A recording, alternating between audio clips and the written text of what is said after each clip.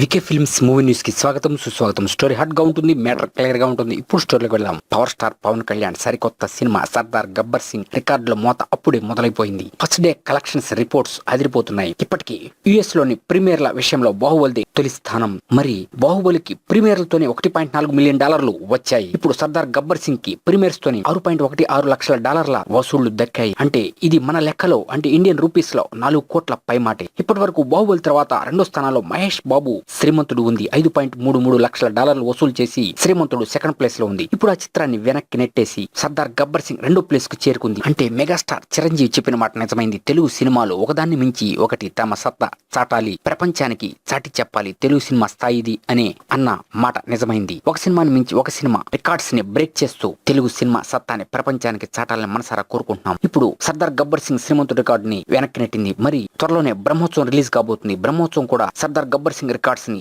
వెనక్కి నెట్టి Brahmotsavam second place ని సాధించొచ్చు. మరి చెప్పలేం ఫ్యూచర్ లో ఏం జరుగుతుందో. తెలుగు సినిమాలు ఒకదాన్ని మించి ఒకటి తమ సత్తా చాటాలని మనసారా కోరుకుంటూ best of luck to prince Mahesh Babu and power star Pawan Kalyan. ఇది లేటెస్ట్ మూవీ. నెక్స్ట్ మూవీ మళ్ళీ కలుద్దాం. Keep watching. Please subscribe VK films for latest movie news.